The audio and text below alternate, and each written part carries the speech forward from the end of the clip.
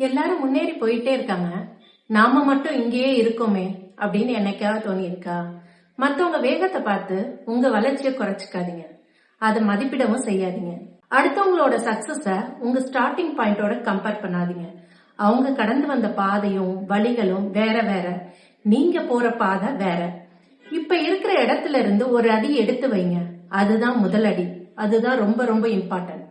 ஒரு பாறை உடைக்கிறத பாக்குறீங்க, அது கடைசி அடியில உடையல, அதுக்கு முன்னாடி விழுந்த 1000 அடிகள் தான் அதுக்கு காரணம். அதே மாதிரிதான் உங்க உழைப்பும். இன்னைக்கு ரிசல்ட் தெரியாம இருக்கலாம், எந்த பலனும் இல்லாத மாதிரி நமக்கு தோணலாம். ஒவ்வொரு முயற்சியும் உங்களோட வெற்றியை நோக்கி தான் இருக்க போகுது. அது தொடர்ந்து முயற்சிங்க. தோத்து போறது தப்பு இல்லைங்க, முயற்சி செய்யாம நிறுத்துறது தான் பெரிய தப்பு.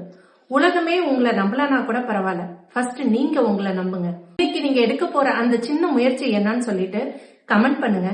யாருக்காவது தேவைன்னா ஷேரும் பண்ணுங்க. உங்களால கண்டிப்பா முடியும்.